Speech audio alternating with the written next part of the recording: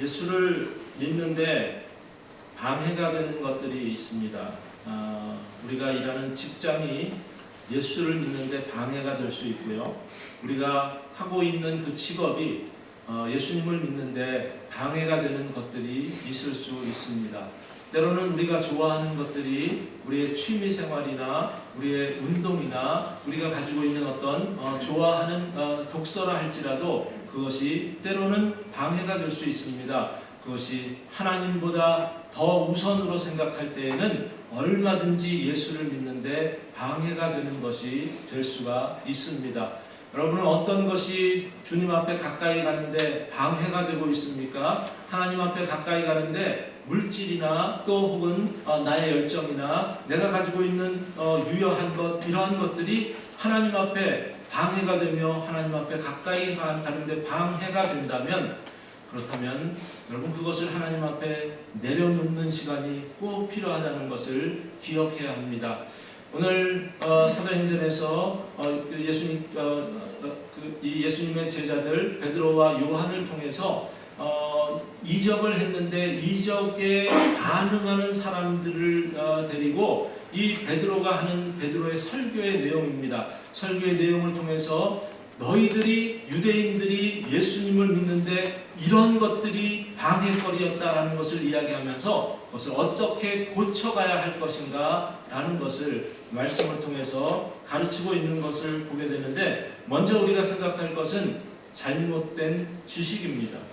바르지 못한 잘못된 지식이 예수를 믿는데 방해가 될 수 있다라는 겁니다. 오늘 베드로와 요한이 유대인들을 향해서 너희가 지금까지 알고 있었던 그러한 것들 중에 메시아에 대한 그 사상이 너희에게 얼마나 잘못된 사상이었는가 라는 것을 알려주고 있는 일을 하는 것을 봅니다. 그래서 13절부터 15절까지의 말씀을 통해서 이런 이야기를 합니다. 갑자기 아브라함을 이야기를 꺼내고 이삭과 야곱을 언급합니다. 여러분, 아브라함과 이삭과 야곱이 제대로 이들은 이 아브라함도 알고 이삭도 알고 야곱도 아는 줄로 알았습니다. 그런데 베드로는 아브라함과 이삭과 야곱을 통해서 하나님께서 무슨 일을 하려고 그들을 세웠다고 이야기하냐면 그의 종 예수를 영화롭게 하셨느니라 라고 이야기합니다. 예수님을 영화롭게 하기 위해서 이들을 세우신 것이다 라고 그렇게 이야기를 하고 있는 겁니다. 아브라함 이야기를 다 아시겠지만 아브라함을 하나님께서 처음 부르셨을 때 아브라함을 부르셔서 약속을 주셨는데 아들에 대한 약속을 주십니다. 아들을 그 약속을 주신 다음에 그 약속을 믿게 하시고 그리고 나서 그 아들을 주신 이후에 그 아들을 하나님 앞에 바치라고 그렇게 이야기합니다. 그 아들을 하나님 앞에 바칠 때 하나님께서는 그에게 여호와 이레의 하나님께서 다 준비하신 것이다 라는 것을 보여주신 사건이 있습니다. 그것이 무엇을 이야기합니까? 그것이 바로 예수님을 얘기한 것이었습니다. 예수님을 통해서 하나님께서 내가 준비한, 내가 희생한, 내가 드리고자 했던 야곱은 내가 드리지 못하게 하고 오히려 내가 너를 위해서 어린 양을 준비했다. 어린 그 양을 통해서 예수님을 준비했다라는 것을 보여주는 여호와 이레의 사건이 있었던 것을 보게 됩니다. 이삭도 마찬가지입니다. 이삭의 사건들을 다 이야기할 수 없지만 그러나 이삭을 통해서 하나님께서 우물을 파게 하시고 그 우물이 7개의 우물이 되게 하시고 그 우물을 전부 다 이삭의 것이라고 이야기하지 않고 그 7개의 우물이 의미하는 것은 우리를 위해서 영원토록 그 솟아나는 생수가 되게 하시는 예수 그리스도를 보게 하기 위한 그러한 하나님의 의중이 있었다라는 것을 우리는 보아야 할 것입니다. 야곱을 통해서 하나님은 이스라엘 나라를 세우셨습니다. 그 12아들을 통해서 이스라엘 나라를 세우셨는데 그 이스라엘 나라라는 것은 우리 주님께서 주님의 몸된 교회를 세워가시는 그러한 기준이 되는 것을 보여주게 하시는 하나님의 은혜로운 사건인 것을 기억해야 하는 겁니다. 오늘 베드로와 요한이 이런 것들을 다 그 마음에 두고 이야기를 합니다. 아브라함이 그냥 아브라함인 줄 아느냐, 이삭이 그냥 이삭인 줄 아느냐, 야곱은 그냥 야곱인 줄 아느냐, 이들을 통해서 하나님께서 의도하신 것은 예수 그리스도를 영화롭게 하기 위한 그러한 도구였다라는 것을 말씀하고 있는 겁니다. 분명히 베드로는 이것을 통해서 그들이 바로 인식하지 못했던 그러한 예수님이 누구신지를 알리는 일을 하셨습니다. 제가 신학교를 다닐 때 다른 신학교를 다니다가 온 어느 한 학생과 이야기를 나눈 적이 있습니다. 그 학생이 다른 신학교에 다닐 때 이런 일이 있었다는 이야기를 들었습니다. 어느 날 그 신학교를 들어가서 그곳에서 그 도서관인지 어느 건물 안에 들어가서 뭔가를 찾게 되었는데 찾으려고 하니까 이게 찾아지질 않아서 이게 어떻게 찾아야 되나라는 그런 생각을 갖고 있는데 어느 한 사람이 남루한 그 옷을 입고 그냥 이렇게 뚜벅뚜벅 걸어와서 자기에게 굉장히 친한 척하면서 하이 뭐 이렇게 인사를 하는 거를 보고서 저 사람은 이 건물에 대해서 좀 잘 알겠거니 생각하고 물었답니다. 내가 이런 것을 찾는데 어떻게 하면 찾을 수 있습니까? 했더니 그 사람이 어깨에 손을 탁 얹으면서 Hey my son, 뭐 my friend, 뭐 이러면서 자기에게 그 원하는 것을 그냥 그곳까지 데리고 가서 그것을 찾아내주는 그런 것을 보면서 자기는 이렇게 생각했답니다. 이 사람이 이 건물을 관리하는 사람이겠구나 라는 생각을 했답니다. 얼마 지난 다음에 그분이 누군지를 알았습니다. 그 신학교의 총장이었답니다. 이 신학교의 총장이 그것도 그 많은 신학생들이나 그리고 많은 목회자들이 잘 읽고 있는 그 알려진 그 베스트셀러 책을 몇 권을 쓰신 그런 신학자였다고 합니다. 이분이 가지고 있었던 고정관념이 있었습니다. 한국에서 무슨 총장이나 되건 뭐 무슨 어떤 교수가 되건 이런 사람들은 아마 옷을 일단은 입는 것이 정장으로 쫙 차려 입어야 되고 그리고 걸음걸이가 보통 사람보다 더 다르게 뭔가 위험이 있어야 하고 그리고 그 사람은 이렇게 그냥 아무데나 왔다 갔다 하는 학생들 많은 곳을 왔다 갔다 하는 그런 사람이 아니라 총장실에나 그냥 가만히 있고 비서를 통해서 이렇게 왔다 갔다 하고 이런 사람이 총장이었겠거니 라는 생각들을 가지고 있었던 사람에게는 굉장히 충격적인 그 사건이었다라는 그런 이야기를 들은 적이 있습니다. 유대인들이 예수님을 메시아로 생각할 수가 없었습니다. 그들이 생각하는 메시아는 구약 성경을 앞만 봐도 구약 성경에서의 메시아는 이런 메시아다라는 생각을 가지고 있었습니다. 자신들이 가지고 있는 기준 안에 예수님을 비교해서 메시아로 연관을 시키려니까 하나도 예수님이 메시아가 될 수 있는 조건을 갖춘 것이 없었습니다. 어느 날 갑자기 내가 주는 물을 마시는 자는 영생하도록 솟아나는 샘물이 될 것이다. 이해가 되지를 않습니다. 나는 하늘로서 온 산떡이다 라는 말씀들이 얼마든지 이 사람들에게는 이해가 되지 않았습니다. 예수님이 자기의 제자라고 소개하는 이 제자들을 보면은 하나같이 교육도 제대로 받지 못한 사람들이었고 너무나도 지극히 평범한 사람들이었다는 것도 이해할 수가 없었습니다. 예수님께서 가까이 갔던 사람들을 보면은 어느 날 갑자기 유대인들도 가지 않는 사마리아 수가성으로 들어갔다고 하질 않나. 또 예수님이 가까이 만나는 사람들을 보면은 무슨 세리와 창기와 이런 사람들을 가까이 하는 것을 보면서 어떻게 저런 사람이 메시아가 될 수 있느냐라는 것을 생각을 했기 때문에 그들은 도저히 예수님을 인정할 수 없었어요. 그런데 예수님은 계속해서 그 사역을 감당했습니다. 그리고 끝까지 주님께서는 주님이 누구신지를 알리시면서 주님의 사역을 끝까지 감당하셨습니다. 제자들이 이것을 알게 되었을 때 우리가 지식에서부터 문제였구나. 예수님을 너무나도 몰랐구나라는 생각을 가졌기 때문에 제자들이 계속해서 오늘만 처음 이야기한 것이 아닙니다. 오늘 말씀 15절에 있는 말씀을 보면 생명의 주를 죽였도다 라고 이야기합니다. 14절부터 있는 말씀을 보면 너희가 생명의 주를 죽인 것이다 라고 이야기합니다.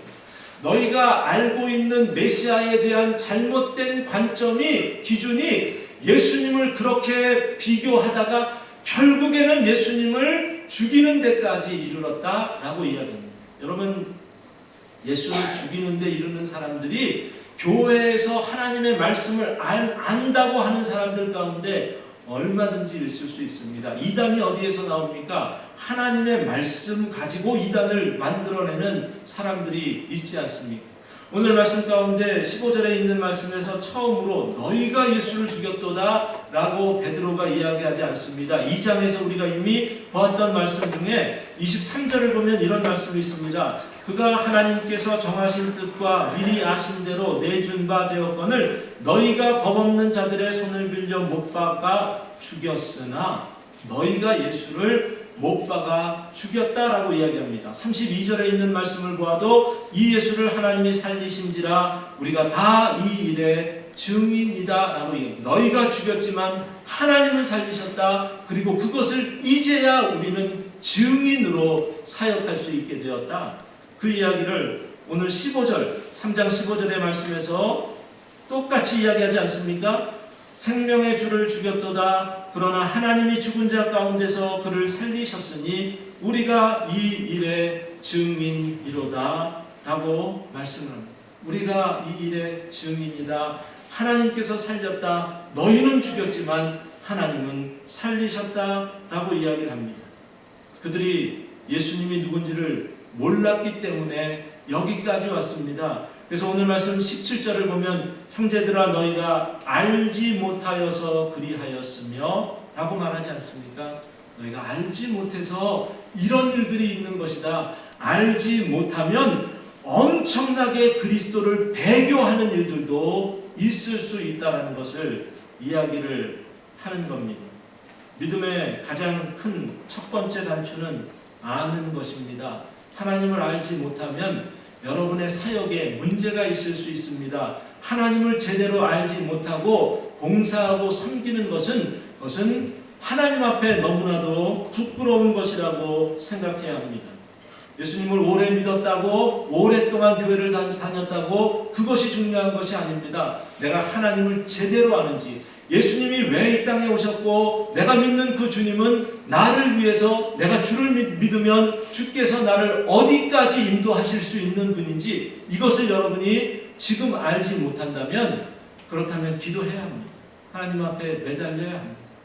왜냐하면 아는 것에서부터 우리의 믿음이 시작되는 것이기 때문에 시작부터 첫 번째 단추부터 잘못 잠그고 그리고 나서 나는 그래도 이만큼 내가 교회 생활을 했어, 이만큼 섬겼어, 선교는 내가 이만큼 했어, 봉사는 이만큼 했어 라는 것이 처음부터 하나님 앞에 문제가 될 수 있다는 사실을 기억해야 한다는 사실입니다. 하나님이 나에게 이 영생의 길을 예수 그리스도를 통해서 주셨는데 내가 하나님 이것을 처음부터 알지 못합니다. 여러분 간구하며 이것을 알게 해달라고 기도해야 하는 그러한 것을 기억해야 합니다. 가장 예수를 믿는데 장애가 되는 것이 이것입니다. 예수님을 알지 못하는 겁니다. 알지도 못하면서 행동은 앞서가는 그런 일들은 하나님 앞에 부끄러운 일입니다. 로마서 10장 17절에서 믿음은 들음에서 나며 들음은 그리스도의 말씀으로 말미암는다 라고 말씀했습니다. 믿음의 시작은 하나님의 말씀을 듣는 데 있다고 이야기합니다. 제가 올 한 해를 시작하면서 우리 교회가 정말 강조해야 할 것이 이런 것이다라는 생각들을 갖습니다. 하나님의 말씀을 제대로 좀 알자라는 겁니다. 하나님의 말씀을 읽고 묵상하고 배우려 하지 않으면서 내가 신자다라는 그러한 생각을 가지고 있다면 여러분 스스로를 부끄러워할 줄 알아야 합니다. 아무리 오랫동안 생활을 했어도 나는 이제 이만큼이면 됐어 라는 사람은 있을 수 없습니다. 하나님 앞에 호세아서 6장 3절에서 말합니다. 그러므로 우리가 여호와를 알자, 힘써 여호와를 알자라고 말합니다.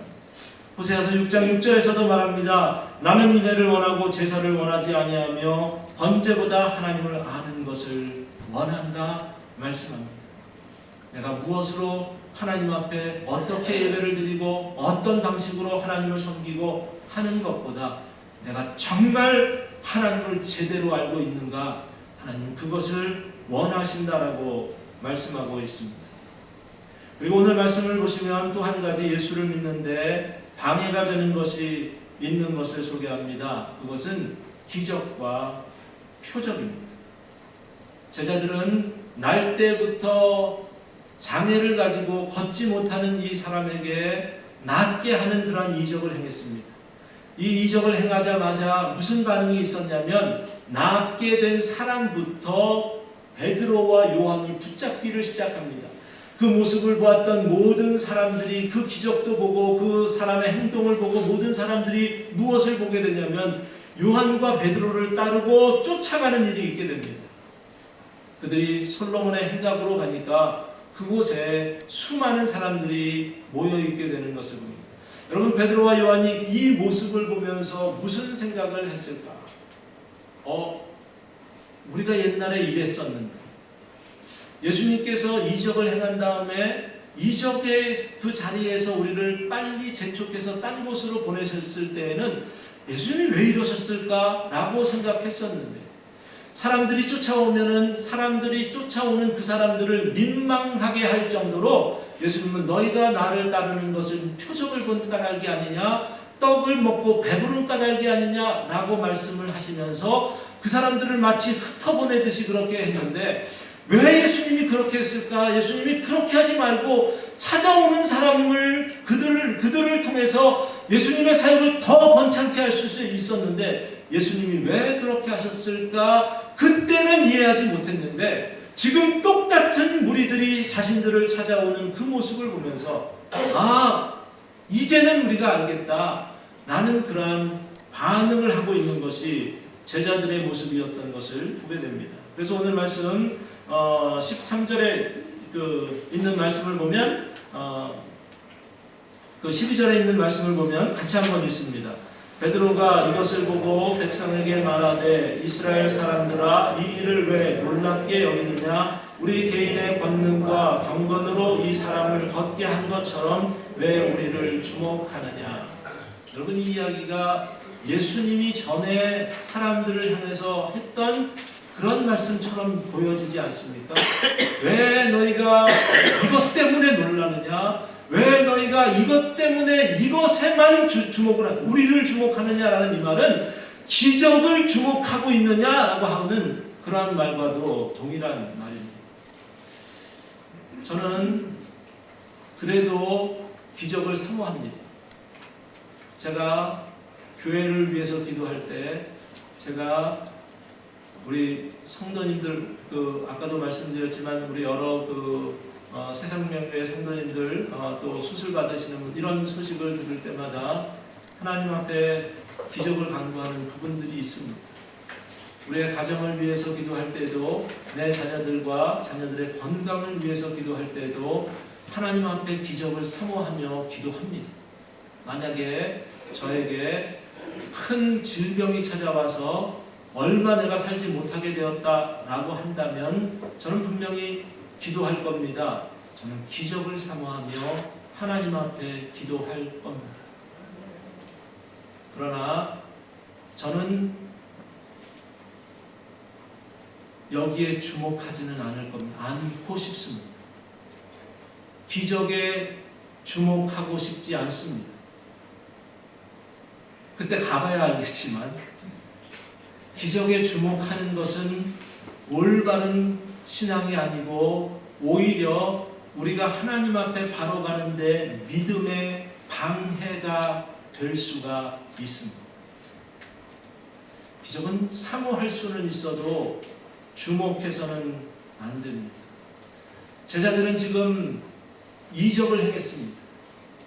이적을 하는데 사람들은 누구를 비롯해서 있냐면 이적을 경험한 이 사람을 비롯해서 모든 뒤를 따르는 자기들을 따르는 이 사람들이 왜 너희가 놀라느냐, 왜 우리를 주목하느냐라는 이 말은 너희는 왜 기적에 머물러 있느냐라는 말을 하고 있는 겁니다. 주목하다라는 이 헬라어 단어의 의미 가운데는 눈을 고정시키다라는 뜻을 가지고 있습니다. 여러분, 눈만 고정시키는 겁니까? 아닙니다.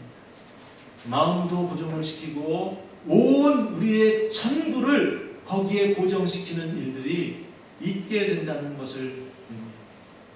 어떻게 제자들의 사역은 그것이 아니었는데 그런데 왜 이들은 여기에만 고정을 하고 있을까? 여러분, 제자들이 이적에 정말 그 이적을 보여주기 위해서 이 사역을 한 게 아니지 않습니까?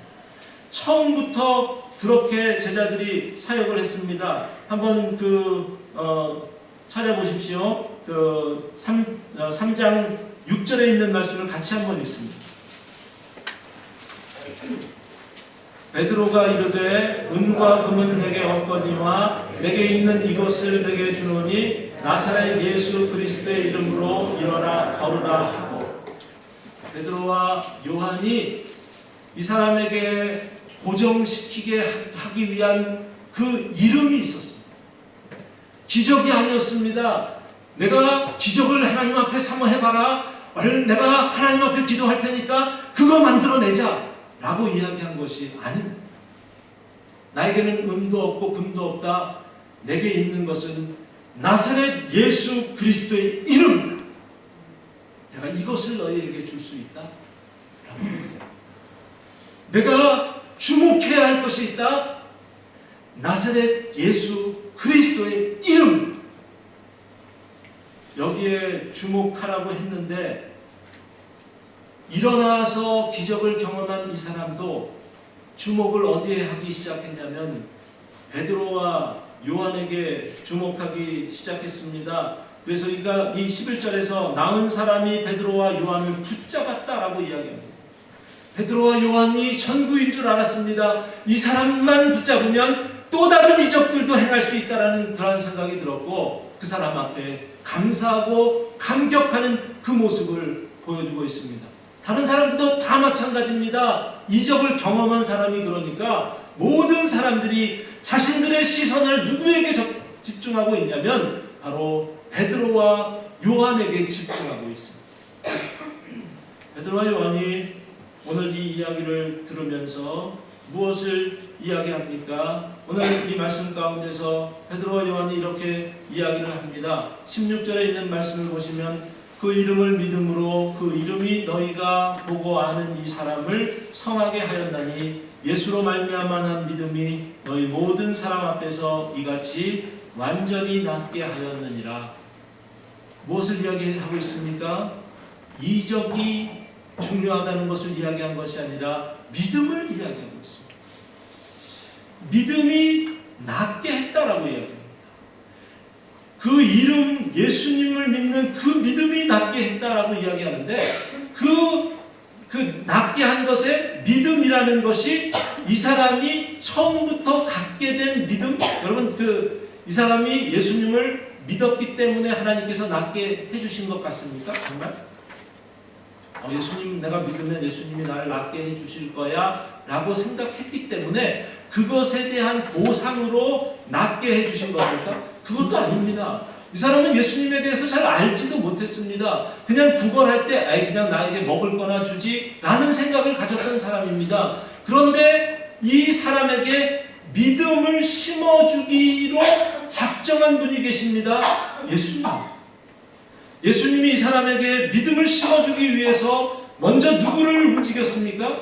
베드로와 요한을 움직였습니다. 베드로와 요한의 그 마음 가운데 그 심령을 보면서 저에게 정말 필요한 것은 나사렛 예수 그리스도의 이름이다 라는 것을 알게 하셨습니다. 그렇다면 이 믿음의 시작이 누구에서부터 시작된 것이냐? 예수님으로부터 시작된 겁니다. 그래서 오늘 말씀 16절을 다시 보시면 예수로 말미암아 난 믿음이 라고 얘기해요. 예수님으로 비롯돼서 생겨나게 된 그 믿음이 낫게 했다라고 얘기해요. 다니엘의 세 친구가 하나님 앞에 느부갓네살 왕이 세운 신상 앞에 절하라고 이야기를 합니다. 우리는 그것에 절할 수 없다라고 이야기합니다. 느부갓네살 왕이 풀무불을 더 데펴가지고 그곳에 그들을 집어넣겠다고 그렇게 협박을 합니다. 이 협박의 이야기를 들을 때 다니엘의 세 친구가 이런 이야기를 합니다. 당신의 신에게는 섬길 수 없고 당신이 만든 신상에는 절할 수 없습니다. 우리가 그곳에 절을 한다 할지라도, 절을 하지 않는다 할지라도, 우리가 풀무불에 들어가더라도 하나님께서는, 우리가 믿는 살아계신 하나님은 우리를 그곳에서 살려주실 것입니다. 이적을 사모했습니다. 하나님의 이적을 사모하고 그 이적을 베푸실 수 있는 하나님인 것을 믿었습니다. 그런데 그들은 아무리 죽음이 바로 코앞에 있는다 할지라도 이적이 그들의 신앙의 기준은 아니었습니다. 그것이 그들이 주목하는 것이 아니었습니다. 거기에 머물러 있는 것이 아니었습니다. 그리 아니하실지라도 우리는 당신이 만든 신상 앞에 절할 수 없습니다 라고 고백을 한 겁니다. 오늘 믿음에 방해되는 것 가운데 우리에게도 이런 것들이 있습니다. 기적을 사모하되 기적에 우리의 모든 관심이 거기에 집중되어 있고 주목되어 있습니다. 주님은 기적을 통해서 나사렛 예수의 이름을 보게 하시고 나사렛 예수를 믿는 믿음을 보여주기 위해서 지금 이 모든 일을 하고 계시는데, 그 이상을 보지 못하고 정말 주목해야 할 것에 주목하지 못한다면 기적은 분명히 하나님 앞에 나아가는데 방해거리밖에 되지 않는다는 것을 기억해야 합니다. 혹시 저와 여러분에게 이러한 기적을 사모하는 마음이 우리의 삶의 모든 주목거리가 되어서 아직까지도 거기서 헤어나지 못하는 그러한 모습들이, 우리가 그것을 가지고 신앙이라고 이야기하면서 야 믿어봐 하나님이 다 들어주셔 라는 것, 그거 하나가 우리의 신앙의 전부인 것처럼 그렇게 생각하며 살아가고 있다면 여러분은 아직까지 정말 이 믿음의 기본을 제대로 이해하지 못하는 것이라고 생각합니다. 하나님께서 우리에게 하나님을 제대로 알라고 그 말씀을 통해서 우리에게 주실 때 정말 우리가 하나님을 알지 못하면서 믿는 그런 사람들이 아니라, 그리고 우리가 기적 외에 다른 것은 믿음도 아니라고 생각하는 그런 생각으로 살아가는 자들이 아니라, 오늘도 우리의 믿음을 점검하여서 우리의 믿음의 기준이 어디에 있는지, 내가 무엇을 정말 믿고 있는지, 우리의 믿음이 진정 오직 예수께로 초점을 맞추며 그 주님 한 분으로 만족할 수 있는 삶을 살아드리는 저와 여러분이 되시기를 주님의 이름으로 축원드립니다.